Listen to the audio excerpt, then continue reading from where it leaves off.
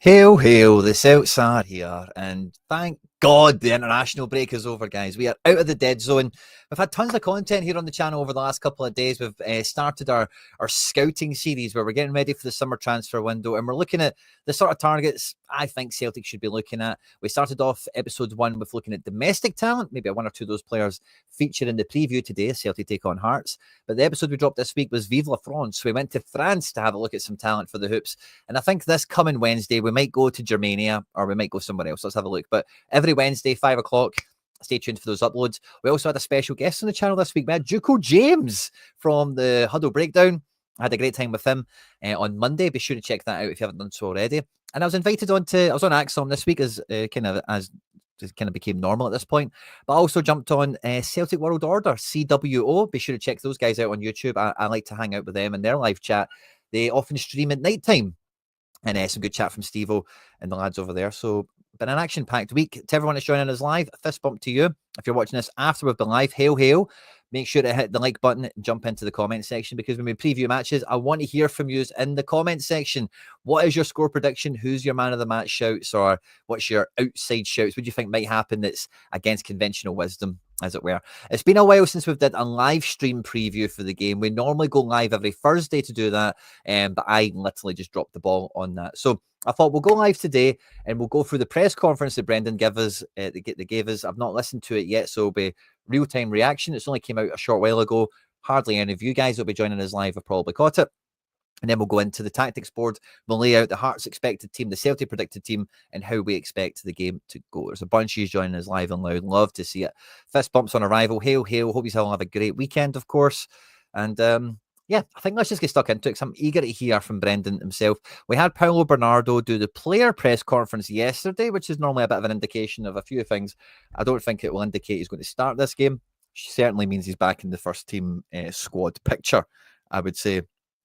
Thanks very much, Ryan. Really appreciate that, and I'll do my best to keep it up as well to the standards that you're holding us to, my man. So thanks very much, and by all means, get the receipts into the live chat. But just so you know, when the video ends is when the comment section opens, and those are the comments that stay on the internet forever. So if you're after your receipts, like I called it, I knew it, maybe you put a coupon on, fine. But if you don't want to do that, or if you're going to do that anyway, whatever, leave it in the comment section. Then you can screenshot it later. You can tag me in it later and go, told you, Quinny, told you Celts are here. I knew it was coming. But yeah, I'm eager to hear from the manager. We've not heard from him in a few weeks. There's a few question marks over the length of injury to Kasper Schmeichel, as well as, like, where is Forrest in the picture now? Alistair Johnson got a knock on Canada duty, and it's been kind of downplayed. Maybe there's something to read into that. I don't know. It's 15 minutes long. I'm hopeful there's a lot of squad availability chat in here and not just Brendan tell us what you think about something nonsense. Brendan, how's the break been, and what have you reflected on during it? Yeah, well, obviously when you lose a derby game like that, and especially the manner at the end, so yeah, the disappointment lingers on a little bit longer, of course, but yeah, we were obviously disappointed with the result. However, what I can't forget is what this team has done over the course of the season. You know, that we've been tremendous through large parts of the season, and we sit 13 points clear. We 8 games to go, possibility of a Scottish Cup final, and yeah, we're in a really good place. But of course, there's always disappointment when you lose one of those games. Given that, then, how do you find the balance between focusing on that real positives that you mentioned there, but also maybe addressing some of the things you might need to address after that game? Well, it's always the way. You know, whenever you lose a game, there's a setback, there's a disappointment, and then you have to bounce back. And obviously, of course, when I analyse the game and I look at it away from the context of actually being in it, then that obviously makes it easier to figure out, because I think in both of those Rangers games, Ibrox and at home, we haven't started well at all. And whether it is a subconscious thing, I'm not sure. You know, it's been 13 points clear, 16 points clear. Whether that does have a deep effect on how you enter into the game, it shouldn't, because our mantra is always to start very quick, and in lots of games we do. But we didn't, and credit to Rangers, because they did. They got 2-0 up, and then we had to bounce back. But from that second half, we shouldn't lose the game. It's as simple as that. We get back into it, 2-0, 2 each, 15 minutes to go. Good in the second half, not giving away much. And then we concede the goal. So the analysis is pretty easy, but that's my responsibility to make us better the next time. Players have been away on international duty. How is Kasper Schmeichel in terms of the injury and how long he'll be out for? Well, we don't know how long he'll be out. We're just still waiting to hear on that. He's obviously got some issues with his shoulder. I spoke to him the other day, and he's okay. He's obviously disappointed that they lost their second game, but in the main, he's okay. A lot of comments came his way as well about his performance, and he's talking to him about his injury, and the main thing that comes out of the conversation is how gutted he is that Denmark lost to Portugal. Gives me a bit of hope. It's not that serious. Even some, it got a bit personal as well over in Denmark. What have you made of that, and then have you had to say anything to him? Well, one, I haven't seen it, so I don't know what was said, but all I know with Kasper is, and the reason I brought him here, knowing him so well, is because he's still a top-class keeper. You know, I think if you look at his performance level for us over the course of the... I'm sorry, Ryan. I'll buy green headphones, right, for next time. They're kind of powder blue, right? So they're not like Rangers blue. But okay. You know, I had the studio and I had the blue wall, and he's never let me forget that. This season, he's been absolutely brilliant. You know, and in big games, he's made big performances, and for me, he still has that hunger and that desire to play. So when criticism comes as a coach, manager, player, whatever it comes, sometimes it's not civil. Sometimes, like you say, it's personal, but sadly.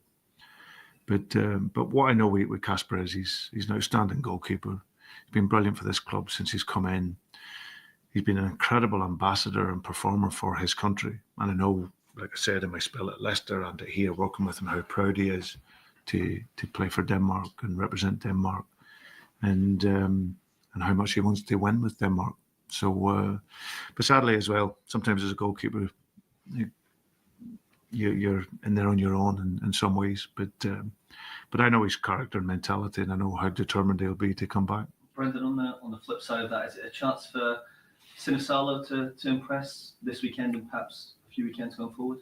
Yeah, Phil will come in and play. He's a very talented young goalkeeper. That's why we brought him here. It was very, very good pre-season, been outstanding in training, and what we've seen, I've seen him grow and develop.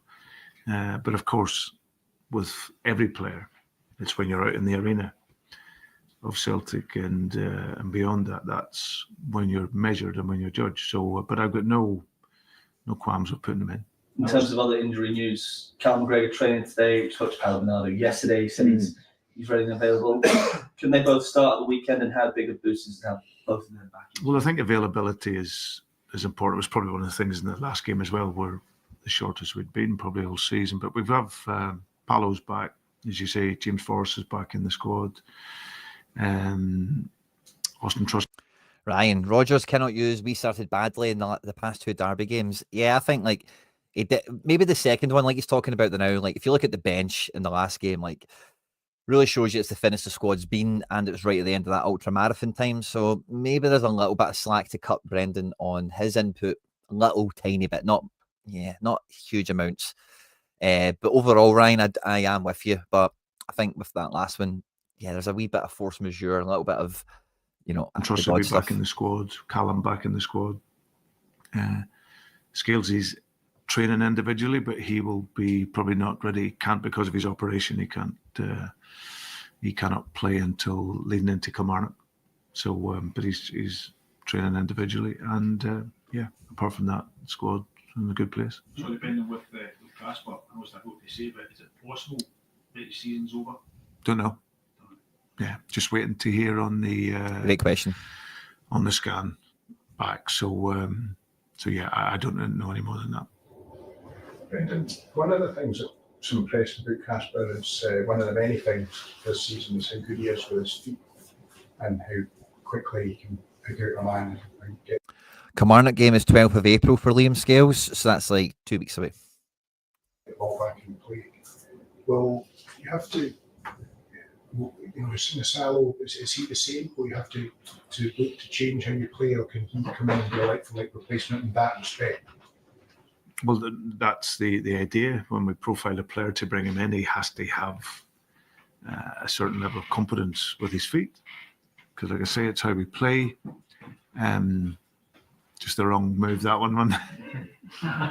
That's just yeah.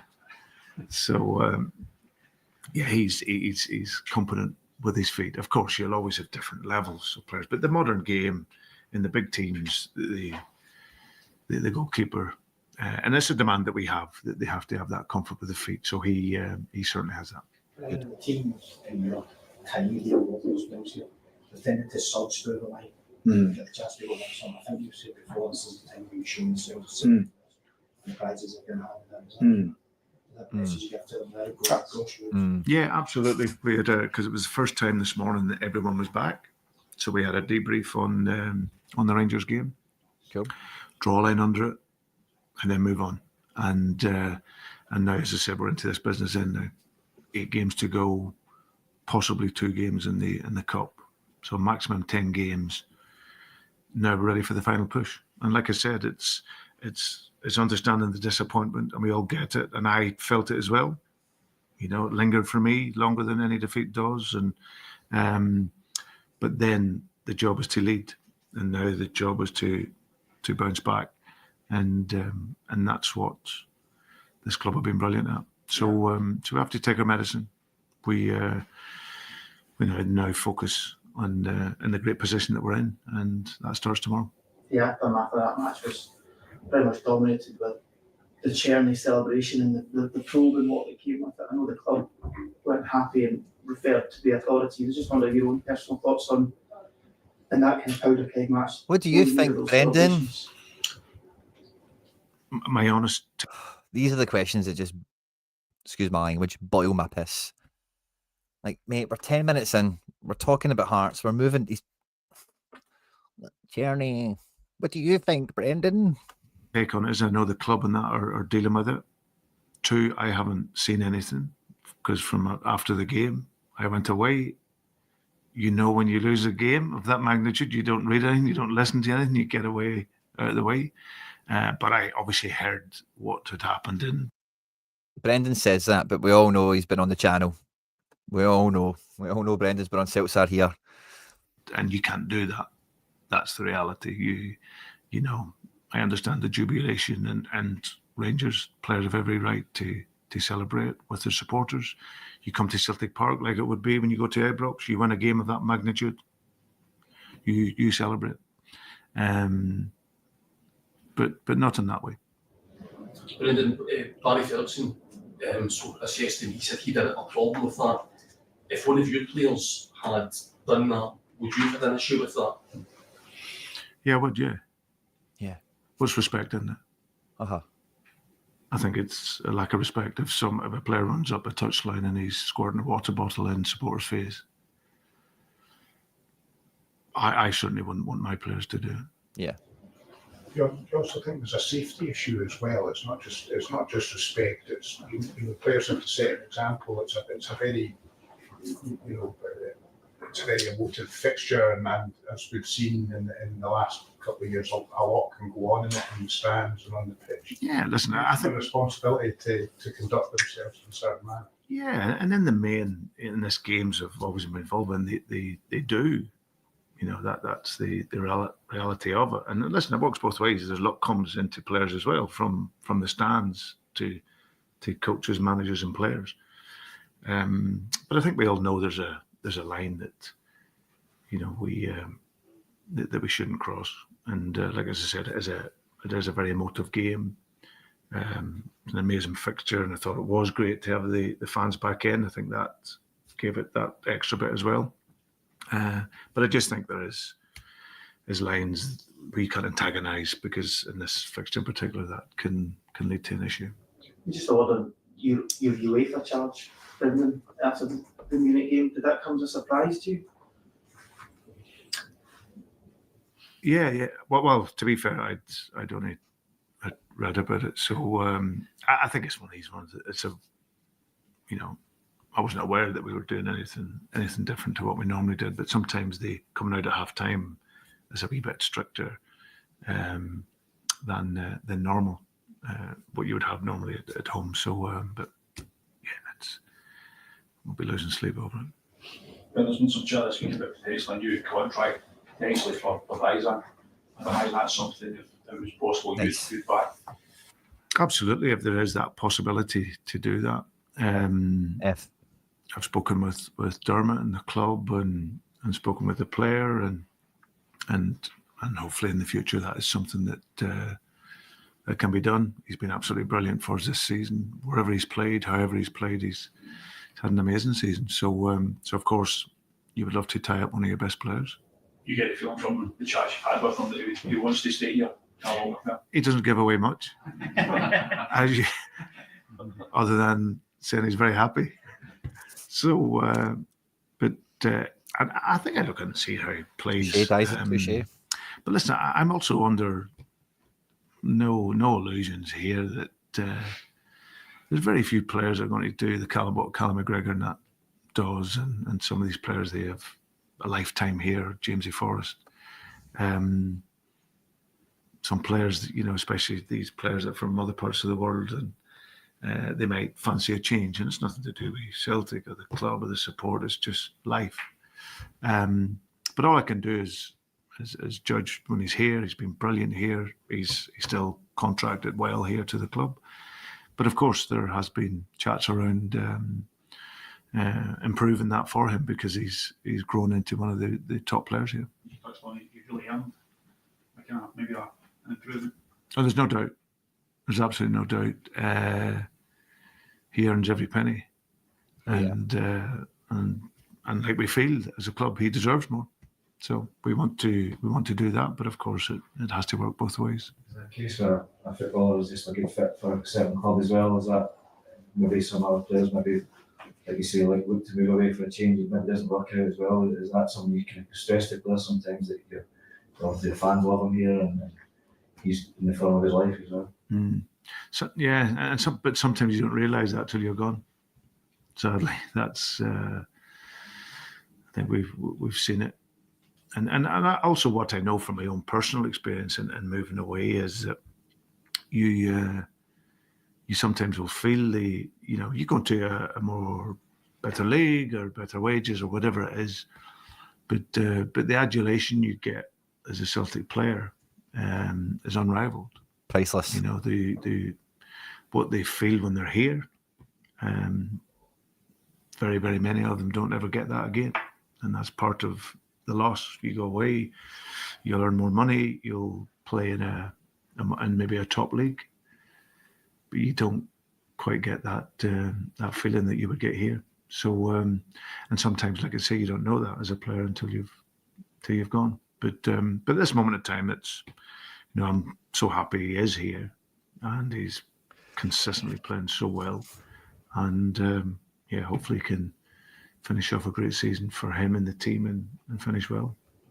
What about Hearts? How difficult do you feel they will be in the test of pushing? Yeah, I think it'll be a really good game. I think after a really difficult start for Hearts this season, they've obviously moved up the table well. They've settled in well.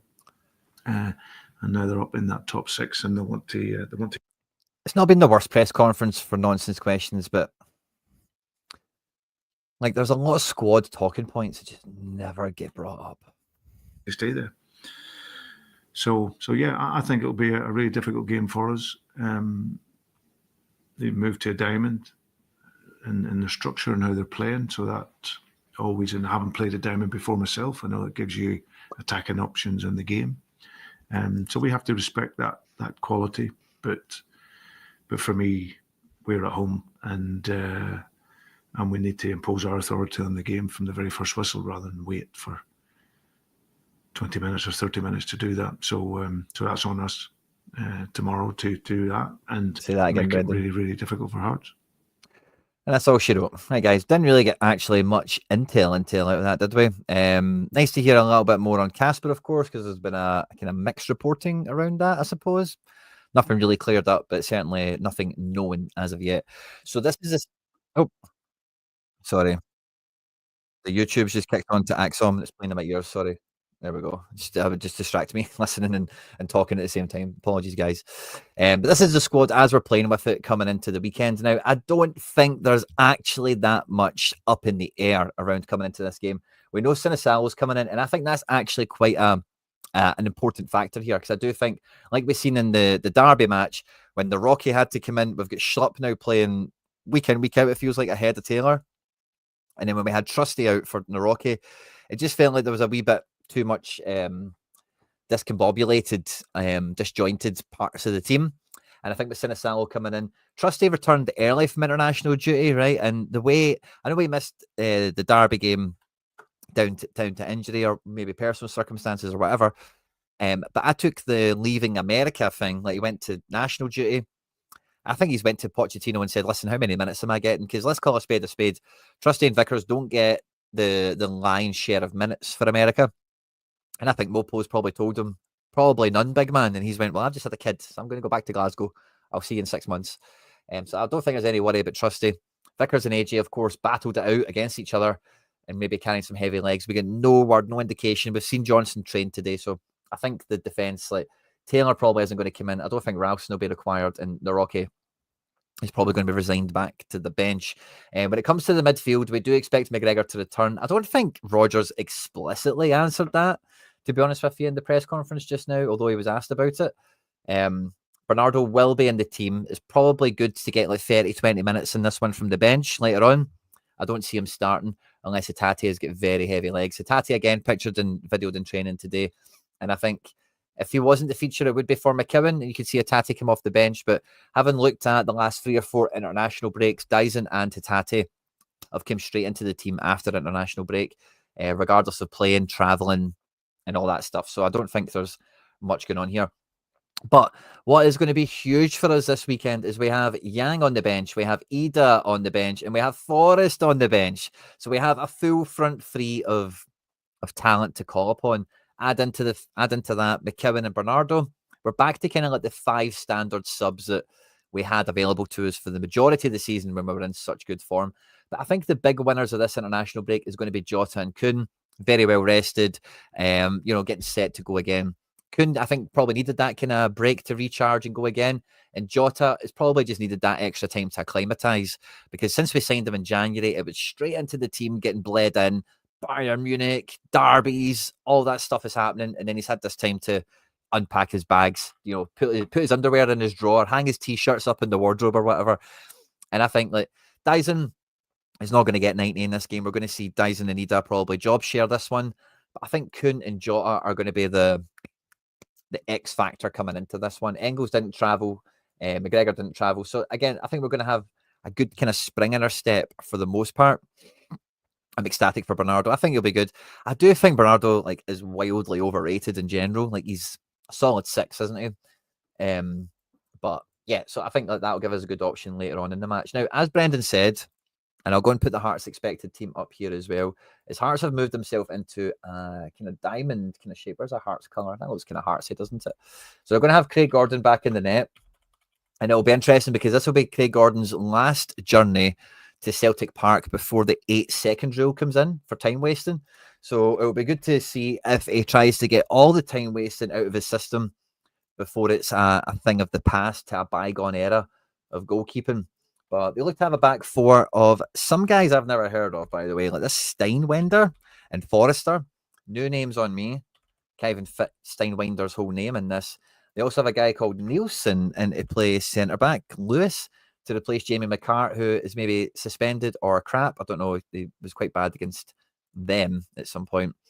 And Penrice, who we featured on the domestic talent, top left back in the league, should be a target for Celtic if we're going to be living the Kieran Tierney life. I'm not totally sold on keeping Jeffrey Schlupp anymore. shoot me if you will. Benningham. Who I heard the guys on Open Goal who had James Wilson in, I think, this week, didn't they? They were saying this Benny guy could play for a team in Glasgow, essentially. But the diamond is interesting, right? Because when you put Spittle and Grant onto either side of it, they're both quite high energy, box-to-box type players. And they have the ability to peel wide as well. So the diamond is like tight out of possession. And it has the ability to like spring out, you know, and take whatever space. Like if Johnson finds himself high, you're going to see Spittle breaking into these pockets here. The tip of the diamond looks to be Shankland. I would have thought that would have been Elton, but I think he's more up front, isn't he? But yeah, so Spittle, and again, Schlupp, if he does a bit of this, Grant is going to be ready, willing, and able to bounce into those spaces. So Celtic will kind of need to be prepared for that counter attack. I was going to use another word, but yeah, counter attack is pretty much the best way of putting it. And the front two looks to be Wilson and Kabangu. Elton Kabangu. Yeah. So it'll be quite tight. And I think like McGregor's having a wee spin around there. I think what we've seen from them in recent enough times is not going to be too different to what we normally see from teams that come to Celtic Park. They're going to keep it tight and narrow.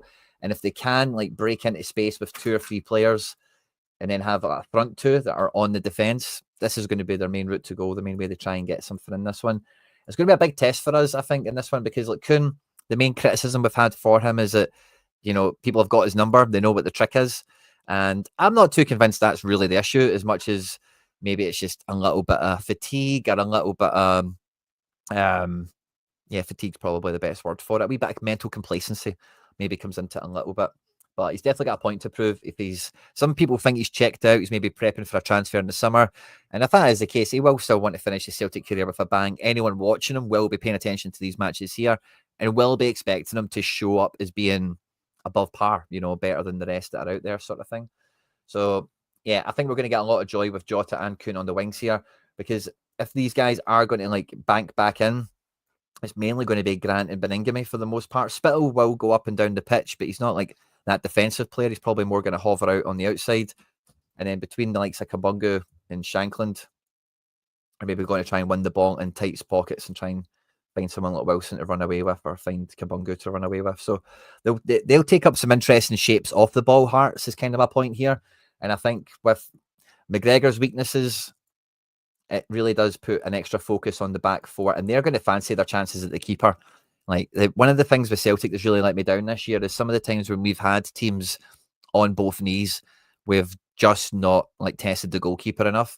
And that's going to be the number one thing Hearts are telling themselves coming into this game is test the goalkeeper, test the goalkeeper, test the goalkeeper. Because you'll get shots against Celtic. I think we know that with Hearts. And that'll be their number one priority, is go sting his gloves, go and test his metal, go and see what he's made of. Whereas with us, the main thing is going to be, like Brendan said there, starting fast, getting control of the game. But also, it's going to be about, you know, really cutting open some shapes here and trying to find a way through. Because, you know, Hearts off the ball will keep it tight and narrow. They like to get into it. You know, they're not a bad team necessarily. It's just this whole Wilson, Shankland, Kabungu situation is going to be quite a test for us. I keep putting McGregor to dance here. It's going to be quite the test for us. And I think when we are building up from the back, you're going to see this kind of thing around McGregor that we've seen in recent weeks domestically and in Europe, where we maybe need Hatate to get a bit deeper to play with the ball, or Engels. Engels is most likely going to do that, and we'll have Hatate kind of roaming around these positions here to try and play with Jota and Dyson in particular. But this is going to be a tight one. It's going to be quite narrow. I do think there'll be goals in it, but I don't think we're going to beat them by 2 or 3 or anything like that. Like, I think looking at this, like Dyson Maida's probably going to get a goal. I think we get a goal from the bench, and I do think like somebody else on this screen is probably. I think Celtic are good for 3 goals in this one personally. Open play, set pieces, however they come, I'm not too sure. Like we spoke about with the bench, having the ability to fully change the front 3 and reinvigorate the midfield. However we decide to do that in the game, depending on how the game state's going, how the scoreline is, etc., is a luxury we've not had in a while. And I do think Brendan will do his best to optimise all of that. And I do fancy us to do well. But I do think Hearts have got a goal in them. I'm not sure we've got the clean sheet. And I think, like, yeah, we're probably going to win this. I think 3-1, 4-2 It's kind of what I'm feeling, depending on how up for it Hearts are. They're in good form, of course. So them scoring 2 isn't beyond the realms of possibility. Traditionally, we've been very good this season at keeping the goal against count down. Clean sheet volume's been high. But different goalkeeper, maybe a little bit of international jet lag for CCV, AJ. And maybe a little bit of the season waning a bit heavier on maybe the likes of McGregor. Engels, his first season being at this level of fixture intensity. The break's probably done him well, same with Kuhn. So I hope there's an upturn in both of their kind of outputs, but it's not as if we're head and shoulders definitely going to run all over them on this one. I think we will beat them and stuff like that. We'll be the better team, but like I say, I think this will be tight. This will be tough.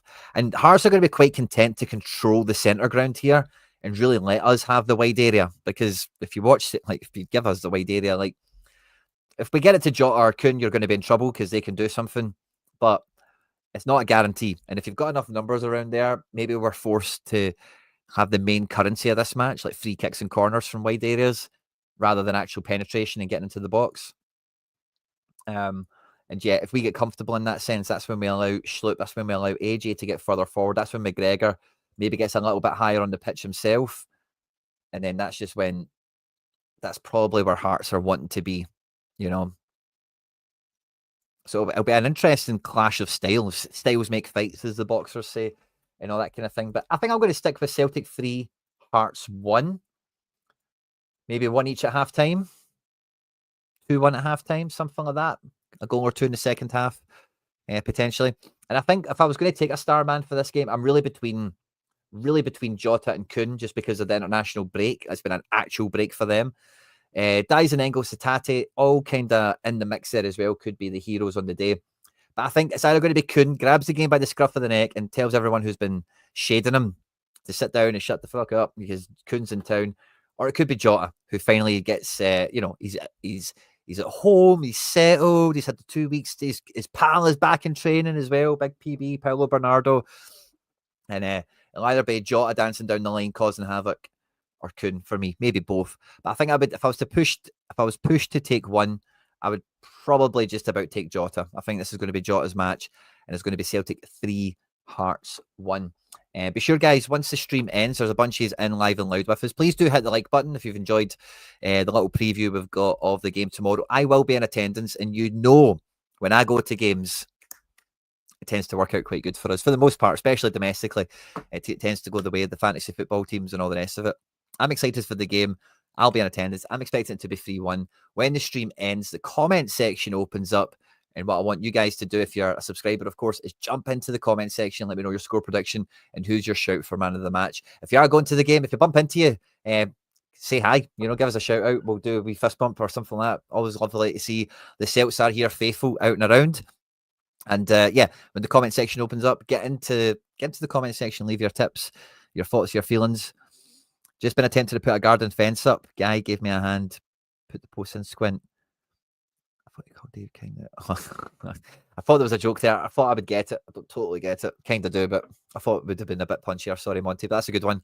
Kuhn and Jota will both run riot, says Patman67. I could see it, by the way. I could see it, Patman, for sure. But if you're going to the game, travel safe, have fun, get into the comment section. There's some great content out on the channel this week. Be sure to catch up on it, because next week it will be much the same again. Hope you enjoyed this. Like, subscribe, share, retweet. Hail, hail. Moan the hoops.